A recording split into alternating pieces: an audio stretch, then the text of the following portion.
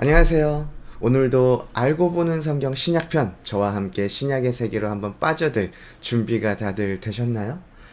되지 않으셨어도 어쩔 수가 없습니다. 자, 이제 한번 오늘도 시작해 보겠습니다.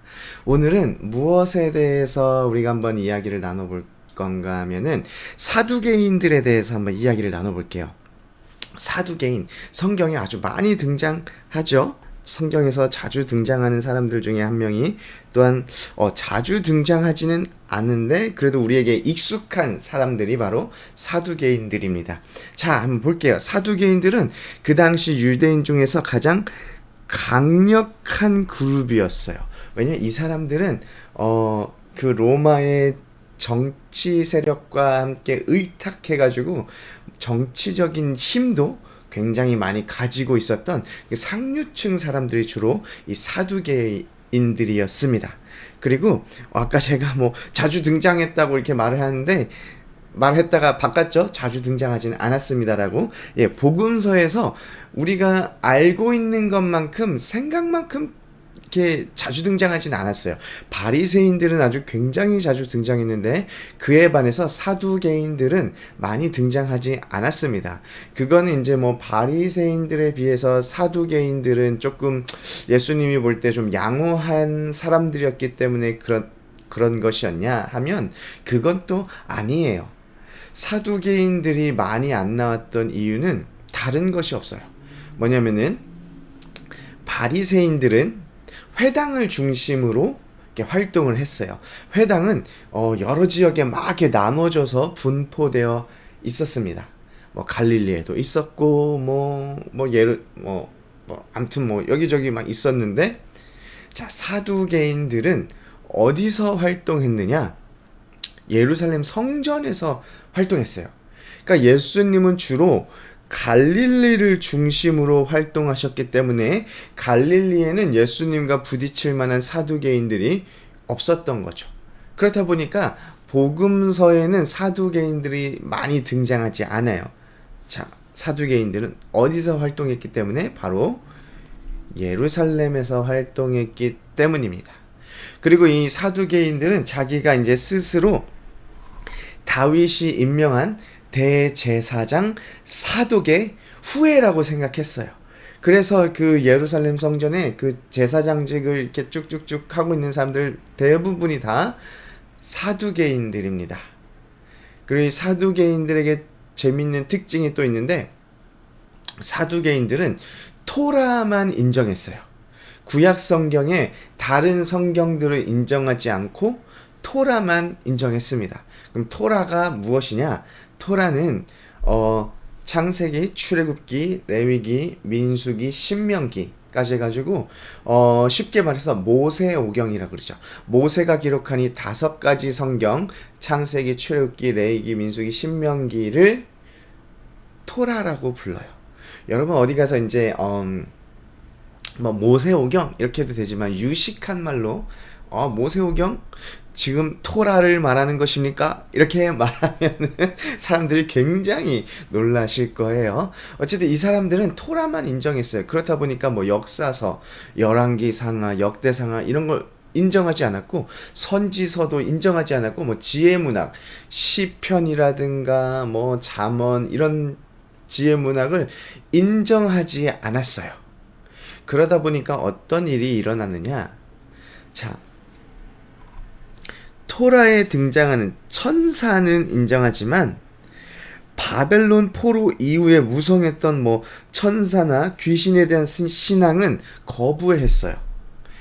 우리가 이제 그 교회에서 이렇게 성경 공부를 하거나 아니면 설교를 듣다 보면은 사두개인들은 천사도 믿지 않았고 부활도 믿지 않았다라고 했잖아요.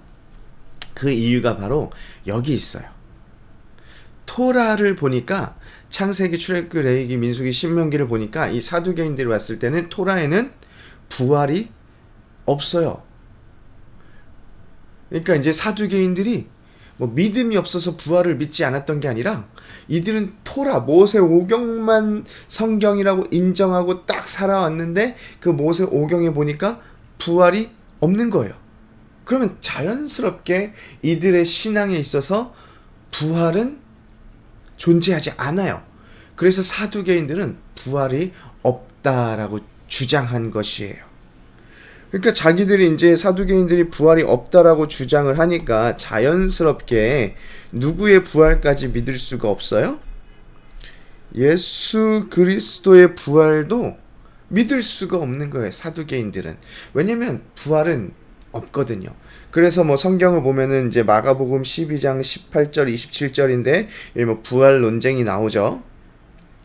그 다음에 이 사두개인들은 평민들과 접촉이 없었어요. 바리새인들은 평민들과 접촉이 많았지만 이 사두개인들은 성전에서만 있었고 그 지위 자체도 굉장히 높은 사람들이었기 때문에 평민들이랑 일반 그 시민들이랑은 이 접촉할 뭐 이유도 없고 기회도 없었습니다. 그리고 이 사람들은 아까 말씀드린 것처럼 예루살렘 성전 운영에만, 이거 이렇게 쓰니까 이상하네요. 자, 성전 운영에만 관심 있는 대제사장으로 이루어진 귀족 집단, 아까 말씀드린 것처럼 이 사람들이 바로 사두개인이에요. 그리고 재밌는 것은 AD 70년에 사두개인들이 역사에서 완전히 사라져버립니다. 왜 그럴까요? 왜냐면 AD 70년에 예루살렘 성전이 무너지면서 그 예루살렘이 아예 로마에게 정복당해 버립니다. 그래서 이스라엘이라는 나라는 AD 70년경에 사라졌다가 1900년도 불과 100년도 안 됐죠? 그때 이제 이스라엘이라는 나라가 다시 생겨나게 된 거예요. 그러니까 2000년을 나라도 없이 막 여기저기 정처 없이 떠도는 민족이 바로 이스라엘 유대인들이었다라는 것입니다. 자, 그래서 잠깐 제가 여기 비교를 해보자면은 바리새인들은 주로 중산층이었다면 사두개인들은 상류층에 있는 사람들이었어요. 그리고 바리새인들은 회당이 있는 예루살렘 바깥에 회당이 있는 곳에서 주로 활동을 했고 사두개인들은 예루살렘에서 활동했습니다. 왜냐하면 예루살렘에는 성전이 있었으니까요. 이들은 성전에서 활동했거든요. 그리고 바리새인들이 율법을 통한 하나님과의 관계 유지를 이렇게 주장했다면은 사두개인들은 희생 제사를 통한 하나님과의 관계 유지를 주장하며 살았습니다. 그리고 바리새인들은 부활과 천사와 악마를 모두 믿었어요. 하지만 사두개인들은 부활, 천사, 악마를 믿지 않았습니다. 바리새인들은 로마의 권력에 찬성하지 않았어요. 로마의 권력을 지지하지 않았어요. 사두개인들은 상류층의 사람들이에요. 귀족들이에요. 자연스럽게 로마의 세력과 협력하는 관계를 가지게 됩니다. 그렇지 않으면은 자신이 가지고 있는 귀족이라는 상류층이라는 이 지위를 잃어버릴 수 있거든요. 그리고 유명한 사람으로는 바리사인의 샴마이, 힐레, 그 학파죠. 학파를 만든 사람들이죠. 있었고 사두개인은 대제사장이죠. 유명한 사람으로 성경에 나오는 가야바가 있고 안나스가 있어요. 바리새인들이 예수를 죽이려는 음모에 동조를 했다면 사두개인들은 예수를 죽이려는 음모를 주동했던 사람들이에요. 로마에 있었던 정치인이면서 역사가인 요세푸스라는 사람이 있어요. 성경 특히 신약을 공부하면서 요세푸스라는 사람을 굉장히 많이 이렇게 이 사람이 남긴 그 기록들을 이렇게 대조해서 이렇게 보기도 합니다. 신약을 공부하기 위해서는. 이 사람이 사두개인들에게 대해서 바리새인에 대해서 어떤 이야기를 남겼냐면 사두개파 사람들은 부자들에게만 지지를 얻었고, 왜냐면 이 사람 자체가 상류층이에요. 그래서 그러다 보니까 대중들은 사두개인들을 따르지 않았어요. 그의 반면에 바리새파 사람들은 대중들의 지지를 받았다고 이 요세푸스라는 사람이 이렇게 기록을 남겨놓았습니다. 자, 그래서 오늘은 사두개인에 대해서 이렇게 이야기를 나눠봤는데 오늘은 우리 여기까지